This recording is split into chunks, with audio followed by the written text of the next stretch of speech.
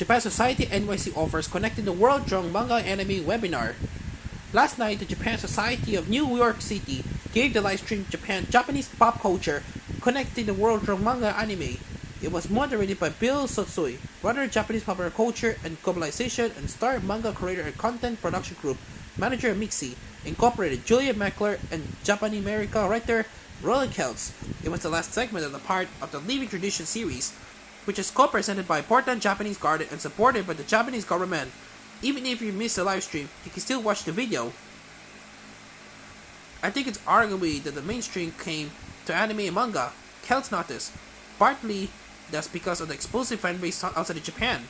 He pointed out that last year anime was more successful overseas than in Japan, which is a first.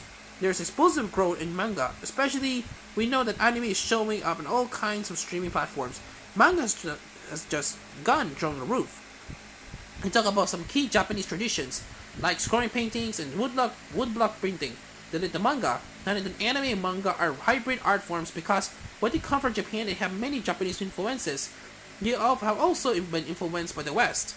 Manga came on next. She wanted to publish a manga about Okinawa because she has spent her childhood there, and sold it in America.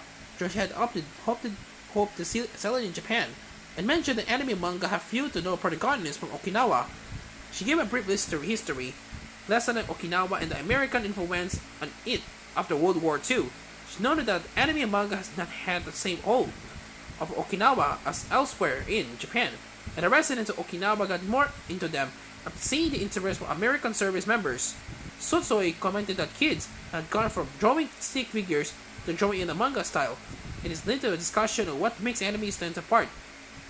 There is something particularly about manga anime, Kels responded. They feel like media they can join. I think this is the power of otaku culture. They feel open to you in ways that maybe Marvel Comics or DC Comics have not. I always feel like with Marvel and DC, you're watching the events happening on the stage. Like it's very epic. Like it's like the Super Bowl. Whereas manga anime feel like they're in your back pocket. Like, oh, I know this guy. At the very end, they turn to questions from the audience.